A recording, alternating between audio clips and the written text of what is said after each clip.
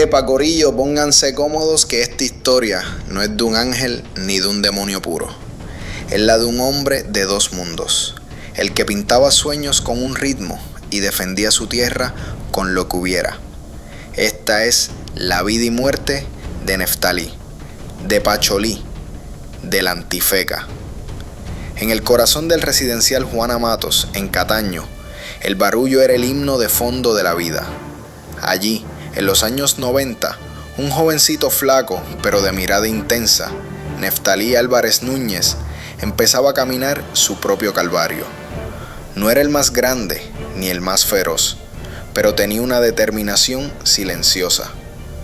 Con sus panas de toda la vida, Pescue y otro más, empezaron a bregar en lo que había, un punto de venta pequeño, casi una bodeguita de la esquina, pero que era suyo. Le decían Pacholí o Pacholín, con cariño de la calle, porque aún no se endurecía del todo. Su sueño verdadero, sin embargo, resonaba en otro lado. En esos mismos pasillos, conoció a un pelao con más hambre de ritmo que de otra cosa, Ramón Daddy Yankee Ayala.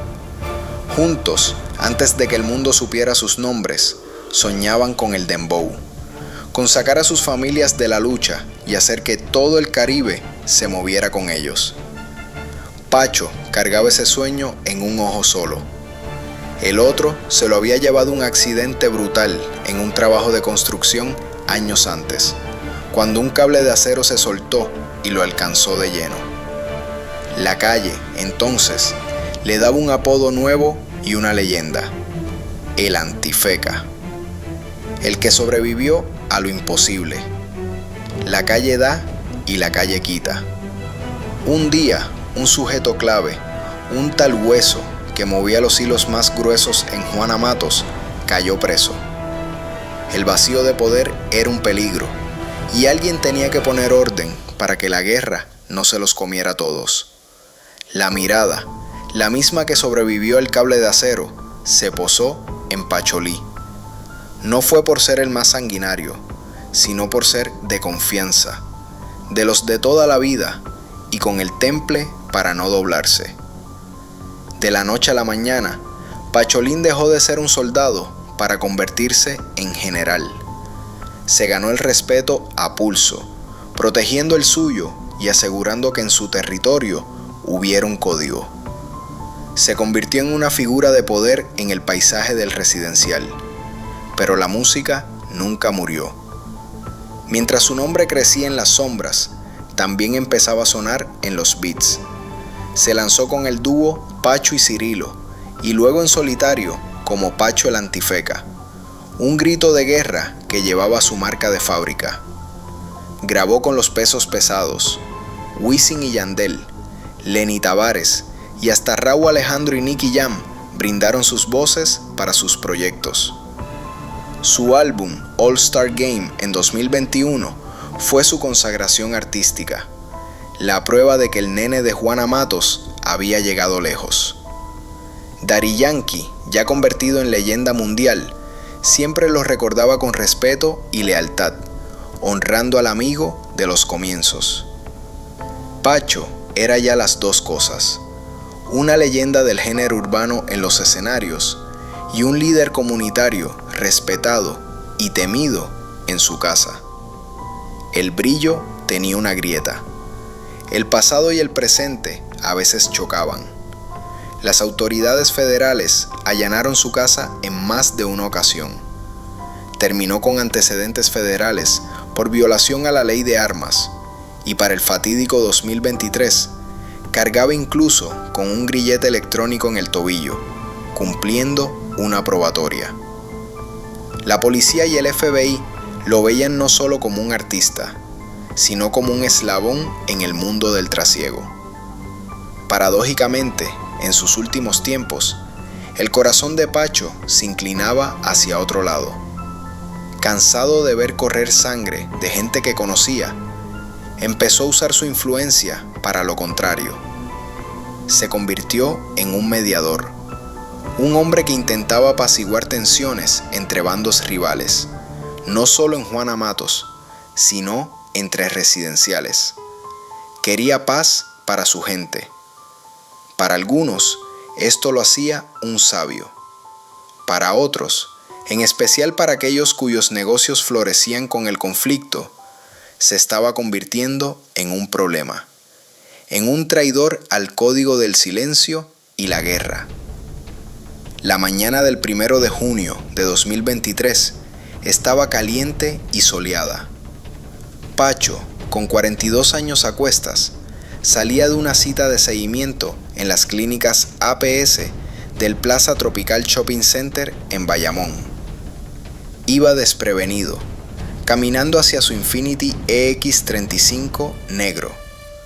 Lo que no vio fue la guagua negra tipo SUV que ya lo acechaba. En cuestión de segundos, todo fue una tormenta de metal y flexgo. Dos sujetos bajaron del vehículo y descargaron sobre él una furia indescriptible. Le dieron sin piedad, acribillándolo dentro de su propio carro, alcanzándolo en el rostro, el cuello y el pecho. En el suelo quedaron regados casi un centenar de casquillos de diferentes calibres. El testimonio mudo de una ejecución planeada al detalle. Los sicarios subieron de nuevo y se evaporaron. Antes de ser el Antifeca, antes de que el nombre sonara a respeto y temor, era solo Pacholí o Pacholín, un pelao más en el residencial Juana Matos de Cataño.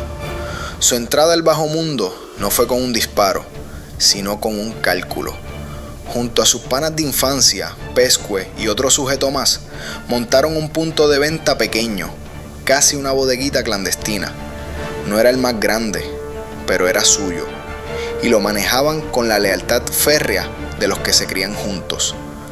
Por esos años, mientras bregaba en la construcción para ganarse un peso honesto, la vida le cobró un precio brutal. Un accidente laboral le arrebató un ojo.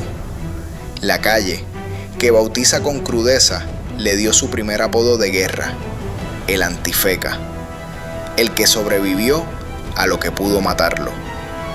El verdadero vuelco de poder llegó cuando un sujeto clave, un tal Hueso, que movía los hilos más gruesos del negocio en el residencial, cayó preso. El vacío de poder en Juana Matos era un polvorín. ¿Quién podía poner orden sin que estallara una guerra civil que los dejara todos expuestos? Los ojos, ahora solo uno, se posaron en Pacholí. No lo eligieron por ser el más sanguinario, sino por ser de los de siempre, de confianza, y con el temple que le dio sobrevivir a la desgracia. De la noche a la mañana, Pacholín dejó de ser un soldado. Sin aspavientos, tomó las riendas. Se convirtió en el nuevo bichote, la figura de autoridad que mantenía el código, protegía el territorio y aseguraba que el negocio, aunque sucio, fluyera con un orden casi militar. Ese respeto ganado en la sombra sería, años después, la misma credibilidad que lo haría un líder comunitario y un artista creíble. Para cuando la música ya lo había convertido en una leyenda urbana, con colaboraciones estelares y su álbum All Star Game, la ley no había olvidado su pasado. Las autoridades federales allanaron su casa en más de una ocasión, y Pacho cargaba con antecedentes por violación a la ley de armas. En sus últimos meses, incluso llevaba puesto un grillete electrónico en el tobillo, una probatoria federal que lo ataba al sistema. Era una paradoja viviente, un preso en libertad, un hombre marcado por la ley que era a la vez un pilar en su comunidad. Fue en esta encrucijada donde su corazón dio un giro que quizás selló su destino. Cansado de décadas de violencia, empezó a usar su influencia, ganada a pulso en la calle, para un propósito contrario: ser mediador. No solo en Juana Matos, sino entre residenciales. La investigación policial posterior recogió este dato clave. Pacho intentaba hacer la paz entre facciones rivales. Y aquí entra la teoría más fuerte, la que la calle repite como un mantra. Se había metido a calmar las aguas entre su gente de Juana Matos y una facción poderosa y agresiva de Guaynabo. Estaba abogando por una tregua en una guerra que nadie declaraba, pero todos sufrían. Para los que vivían del conflicto, un pacificador era más peligroso que un rival armado. Un líder que unifica es una amenaza para el negocio que se alimenta del caos. La mañana del 1 de junio de 2023 era soleada y caliente. Pacho, de 42 años, salía de una cita médica en las clínicas APS del Plaza Tropical Shopping Center en Bayamón. Caminó despreocupado hacia su Infiniti EX35 negro del 2008.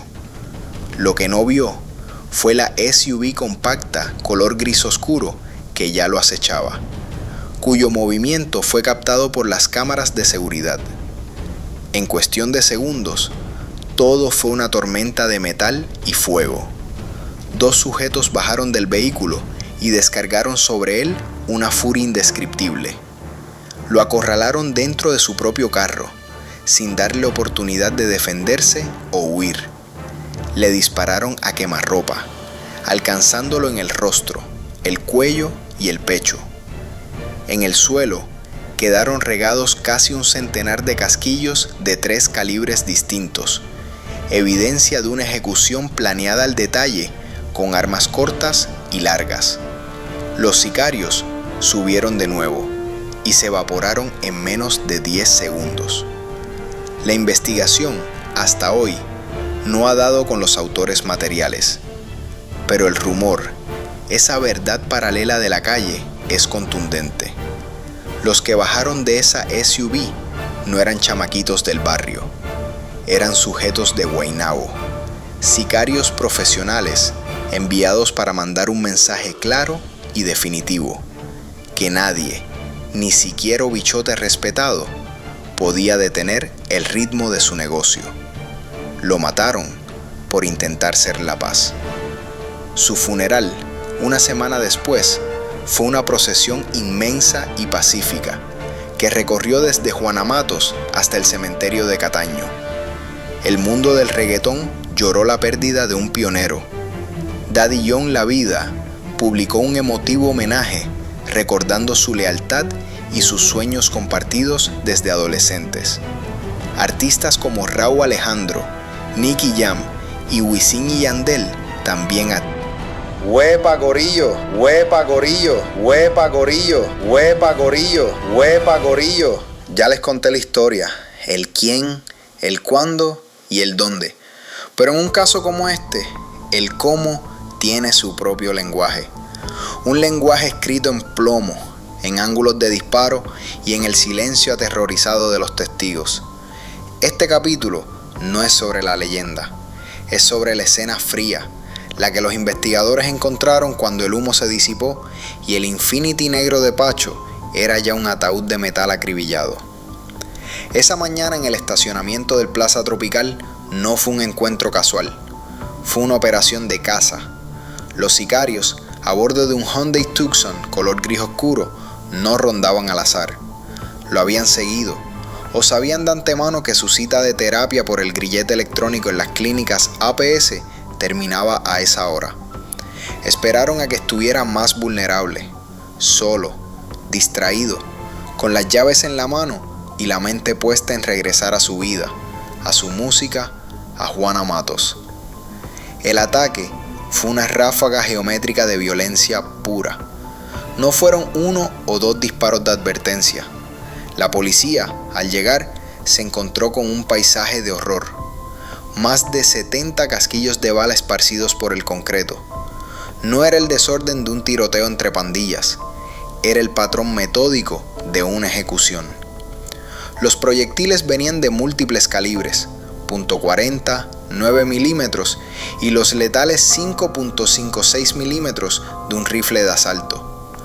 Esto hablaba de un equipo bien equipado. Uno con una pistola de alta potencia para el trabajo cercano, otro con una 9 milímetros estándar y un tercero, posiblemente desde un punto más lejano o dentro del vehículo, con un rifle AR-15 o similar, diseñado para penetrar el metal del carro y asegurar la baja. Fue un fuego cruzado calculado para que Pacho no tuviera escape posible. Los impactos en su cuerpo contaron la historia final. Las heridas fatales fueron en el rostro, el cuello y el pecho. El que le disparó a la cara no solo buscaba matarlo, buscaba desfigurar, enviar un mensaje de desprecio total. El tiro en el cuello buscaba cortar toda vida al instante, y los disparos al pecho, desde el rifle, eran para asegurarse de que ni un chaleco, ni un milagro lo salvaran. Fue una sobredosis de muerte, una garantía excesiva de que el trabajo estaba bien hecho. Desde un balcón de un edificio cercano, un testigo vio todo. Vio la SUV acercarse, vio a los hombres bajar con determinación, vio las múltiples ráfagas de luz saliendo de sus armas hacia el hombre que intentaba, en vano, refugiarse en su auto. Lo que ese testigo no vio fueron sus rostros. Y ahí, en ese detalle, se atasca toda la investigación. En la calle, todos saben. En los cuarteles, nadie habla. Es el código del silencio, más fuerte que el miedo a la justicia. La propia jefa de la policía en Bayamón salió a las cámaras, no a anunciar un arresto, sino a suplicarle a la comunidad que diera un paso al frente, un grito de frustración ante un muro de omertá. ¿Y qué de Pacho en sus últimos días? Iba a la terapia del grillete, sí, pero en su cabeza y en su corazón el ritmo no había parado. Tenía planes, hablaba con sus productores de nuevas canciones, de cómo seguir grabando a pesar del dispositivo en su tobillo. En sus redes subía historias agradeciendo el apoyo, mostrándose firme. No parecía un hombre acorralado, parecía un hombre que a pesar de todo, creía haber negociado una tregua con su propio destino. Quizás por eso bajó la guardia. Quizás pensó que su estatus de leyenda musical y mediador le daba una especie de inmunidad. La geometría del odio en ese estacionamiento le demostró lo contrario.